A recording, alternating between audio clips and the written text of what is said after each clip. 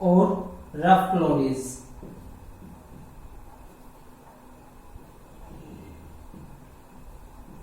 Actual में colonies ऐसी नहीं होती, सिर्फ स्मूथ और रफनेस को रिप्रेजेंट करने के लिए मैंने ऐसा किया है। स्मूथ कॉलोनीज का मतलब होता है जैसे कोई क्रीम होती है, अगर उसके हम ड्रॉपलेट डाल देते हैं तो उसकी सरफेस बिल्कुल स्मूथ और शाइनी होती है, तो उस तरह की जो कॉलोनीज आते हैं उनको स्मूथ कॉलोनीज बोलते हैं। और रफ जिसमें स्मूथनेस नहीं होती उसको हम रफ कॉलोनी बोलते हैं। तो ऐसी दो तरह की कॉलोनीज उनको देखने को मिली थी। जब उन्होंने स्मूथ कॉलोनीज को चेक किया तो उसके अंदर जो बैक्टीरिया स्मूथ कॉलोनी को बनाते हैं उसके लिए उन्होंने नाम दिया S strain bacteria. S strain bacteria. Strain बिल्कुल वही होती है जैसे एक वैरायटी होती है या कोई स्पीसीज होती है, खासकर आप वैरायटी की तरह इसको कंपेयर कर सकते हैं। जैसे मैंगो एक अपने आप में स्पीसीज है, लेकिन मैंगो की बहुत सारी वैरायटीज अवेलेबल होती हैं। इसी तरीके से स्ट्रेप्टोकोकस एक बैक्टीरिया है, एक पर्टिकुलर टाइप का बैक्टीरिया है, लेकिन इसकी भी कई सारी वैरायटीज हो सकती है। तो जैसे वैरायटी होती है मैंगोज के केस में, ऐसे यहाँ पे स्ट्रेप्टोकोकस की एक वैरायटी थी S strain.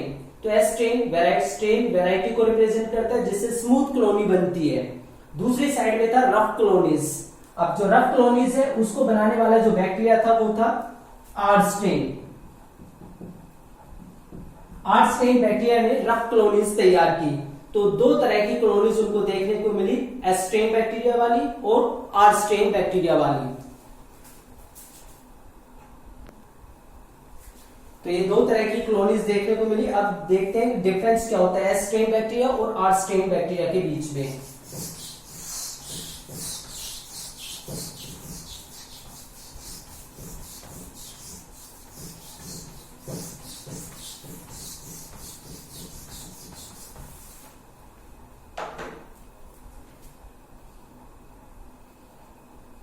S strain bacteria, they have a smooth mucus coat of polysaccharide.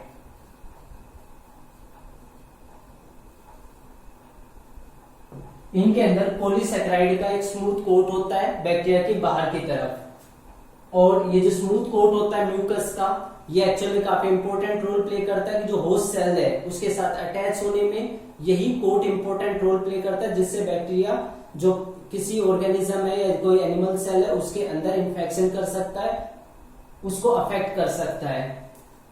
जो स्मूथ बैक्टीरिया होते हैं ये विरुलेंट होते हैं, that is infectious.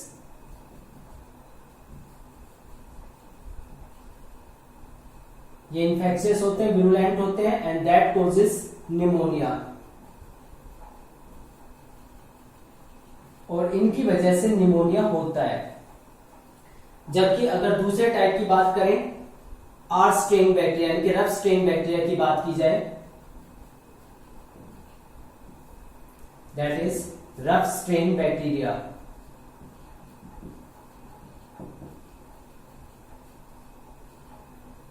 Rough strain bacteria, rough strain bacteria, they lack a smooth mucus coat. इनके अंदर smooth mucus coat नहीं होता है, इसकी वजह से ये नॉन विरुलेंट होते हैं, और you can say non infectious. इनकी वजह से कोई निमोनिया नहीं होता है, डू नॉट कॉज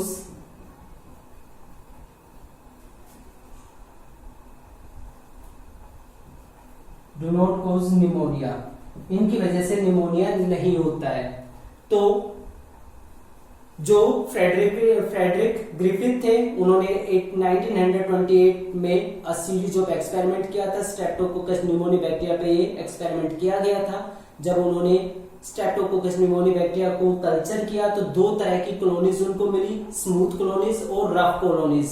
जो स्मूथ कॉलोनीज थी वो एस स्ट्रेन बैक्टीरिया की बनी हुई थी। एस स्ट्रेन बैक्टीरिया वो बैक्टीरिया होते हैं जिनके ऊपर म्यूकस कोट प्रेजेंट होता है, जो कि एक खास पॉलीसेकेराइड का बना होता है, जो उसको इन्फेक्शियस नेचर प्रोवाइड करता है और वो आसानी से निमोनिया कर सकते हैं। जबकि जो रफ कॉलोनीज थी वो आर स्ट्रेन यानी कि रफ स्ट्रेन बैक्टीरिया से बनी थी और इनके अंदर कोई म्यूकस कोट नहीं होता, जिसकी वजह से इन्फेक्शन भी नहीं कर पाते और इनकी वजह से कोई निमोनिया नहीं होता।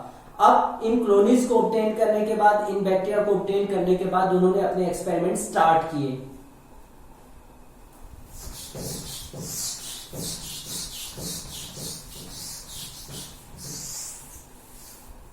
उन्होंने जो अपने एक्सपेरिमेंट स्टार्ट किया उसमें क्या किया,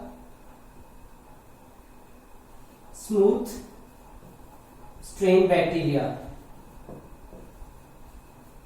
यानी कि S strain bacteria that are injected into mice। यहां पे माइस का मतलब चूहे होते हैं। तो उन्होंने स्मूथ स्ट्रेन बैक्टीरिया लिए और उनको माइस के अंदर इंजेक्ट कर दिया। अब हमें पता है कि जो स्मूथ स्ट्रेन बैक्टीरिया होते हैं वो निमोनिया कर सकते हैं, तो जब उनको माइस के अंदर इंजेक्ट किया गया तो माइस को निमोनिया हो गया और माइस की डेथ हो गई। Mice died due to pneumonia। Second, rough strain bacteria. उन्होंने रफ स्ट्रेन बैक्टीरिया को माइस के अंदर इंजेक्ट किया, इंजेक्टेड इनटू माइस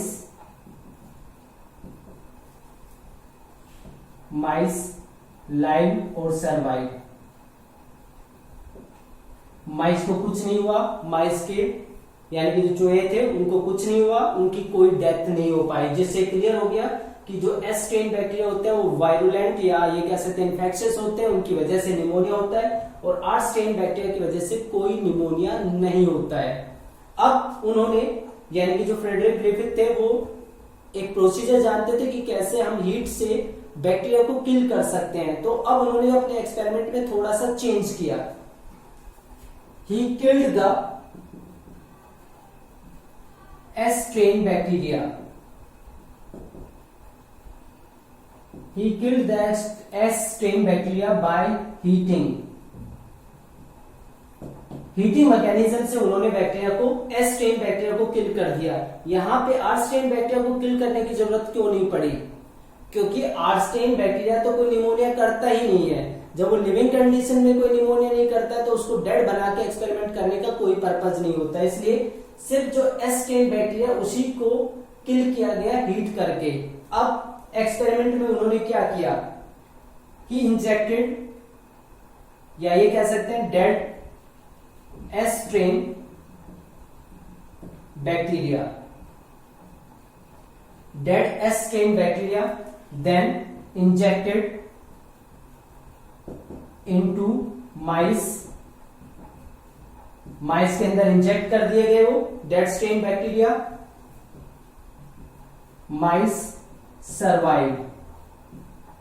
सारे जो माइस थे वो सर्वाइव करते रहे, वो जिंदा रहे, उनमें किसी की भी डेथ नहीं हो पाई, क्योंकि जो एस स्ट्रेन बैक्टीरिया जिसकी वजह से निमोनिया होता है वो ऑलरेडी किल्ड कंडीशन में था, तो कोई प्रॉब्लम वहां पे नहीं हो पाई। उन्होंने अब अपने एक्सपेरिमेंट को थोड़ा और चेंज किया, जो सबसे इंपॉर्टेंट पार्ट है।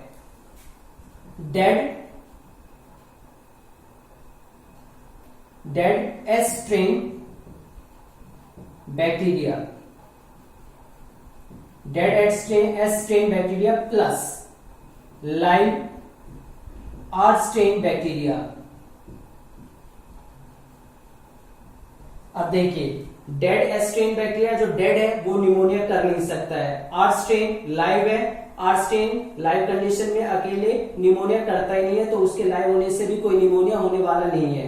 तो इन दोनों को उन्होंने मिक्स किया और मिक्स करने के बाद इंजेक्ट किया माइस के अंदर, injected into mice. Now what will we expect the result? क्या रिजल्ट हम एक्सपेक्ट कर सकते हैं यहां पे, या क्या एक्सपेक्ट करेंगे हम रिजल्ट यहां पे? हम यहाँ पे एक्सपेक्ट करेंगे कि जो माइस है वो सरवाइव करेंगे और उनकी किसी की भी निमोनिया से डेथ नहीं होगी। लेकिन यहाँ पे या ये कह सकते हैं सरप्राइजिंग रिजल्ट जो है वो देखने को मिलता है।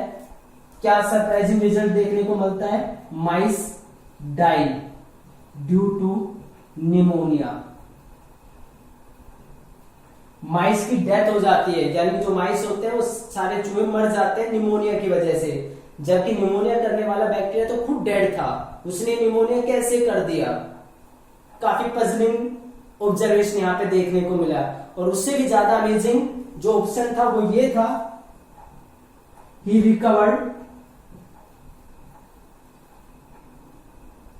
Recovered live S strain bacteria. He recovered live S-strain bacteria from mice। जो चूहे थे जो मर गए थे निमोनिया से, जब उनकी बॉडी में से फ्लूइड निकाला गया तो उसके अंदर लिविंग यानी कि जो लाइव S-strain बैक्टीरिया मिले। अब डाले तो डेड बैक्टीरिया थे, उसमें से लिविंग S-strain बैक्टीरिया कहां से आ गए? जबकि जो लाइव R-strain बैक्टीरिया थे वो डाले गए थे और उनसे तो निमोनिया होता नहीं है। तो यहाँ पे जो रिजल्ट ऑब्टेन हुआ वो काफी अमेजिंग था। एक तो माइस की डेथ नहीं होनी चाहिए थी, माइस की डेथ हो गई, और किसकी वजह से? निमोनिया की वजह से। सेकंड, यहाँ पे आर स्ट्रेन वाले बैक्टीरिया मिलने चाहिए थे, लेकिन यहाँ पे मिल कौन से रहे? S strain bacteria. अब इस रिजल्ट के बेस पे उन्होंने अपना कुछ कंक्लूजन निकाला, जिसके बेस पे टर्म ट्रांसफॉर्मिंग प्रिंसिपल दी जाती है।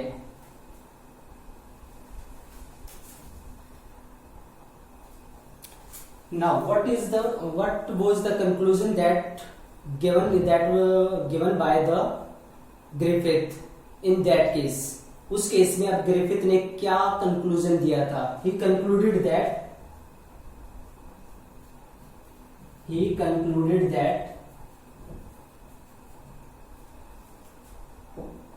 R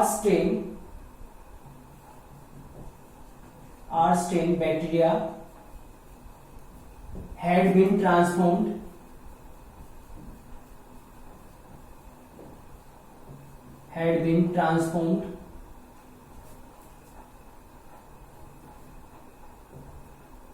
by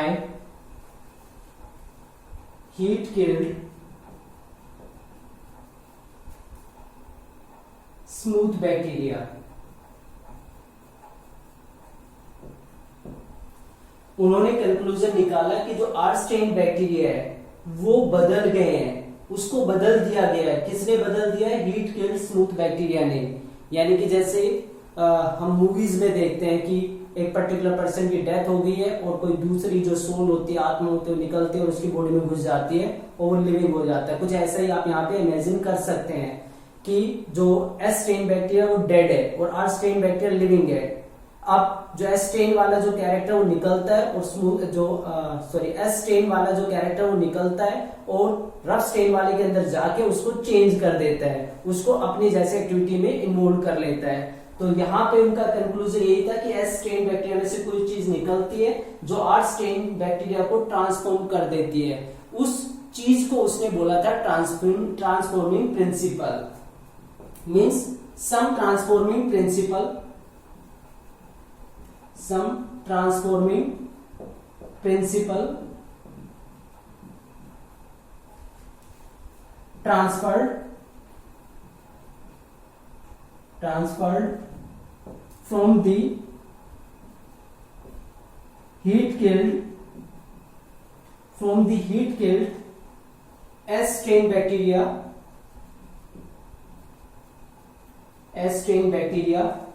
to rough strain bacteria. और ये जो ट्रांसफॉर्मिंग प्रिंसिपल था जो एस स्ट्रेन बैक्टीरिया से निकल के और आर स्ट्रेन बैक्टीरिया के अंदर जाता है, उसकी वजह से, उस ट्रांसफॉर्मिंग प्रिंसिपल की वजह से जो रफ स्ट्रेन बैक्टीरिया है वो अपना म्यूकस कोट यानी कि म्यूकोपॉलीसैकेराइड का जो कोट होता है उसको डेवलप कर लेता है और विरुजिनस बन जाता है या ये इन्फेक्शियस बन जाता है।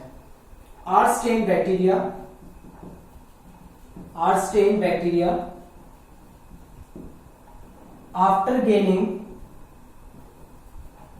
after gaining transforming principle after gaining transforming principle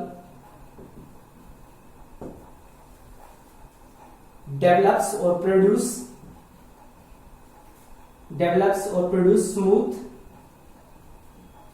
mucus or smooth mucopolysaccharide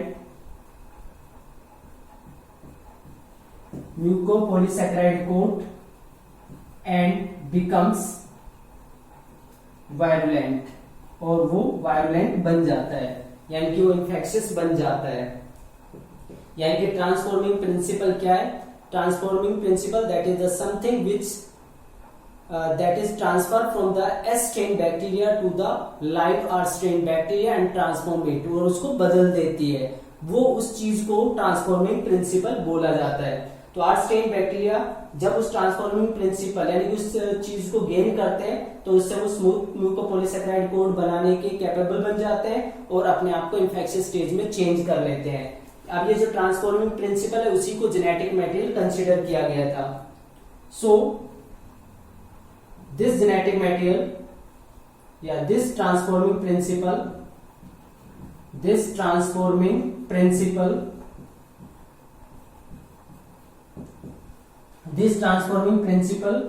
was genetic material। उस ट्रांसफॉर्मिंग प्रिंसिपल को उन्होंने जेनेटिक मटेरियल बोला था। अब पूरे एक्सपेरिमेंट को अगर हम ध्यान से देखें तो क्या कहीं पे फ्रेडरिक ग्रिफिथ ने बताया कि वो केमिकल क्या था? उसने ये तो बताया कि जो डेड एस स्ट्रेन बैक्टीरिया उसमें से कोई चीज निकलती है, आर स्ट्रेन के अंदर चली जाती है और आर स्ट्रेन एस स्ट्रेन के अंदर बदल जाता है। लेकिन क्या उसने ये बताया कि कौन सा केमिकल गया है जिसकी वजह से एस स्ट्रेन बैक्टीरिया ने आर स्ट्रेन बैक्टीरिया को बदल दिया है?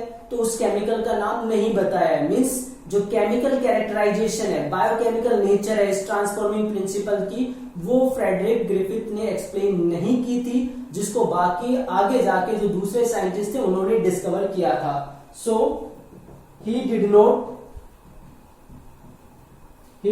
explain the biochemical nature of transforming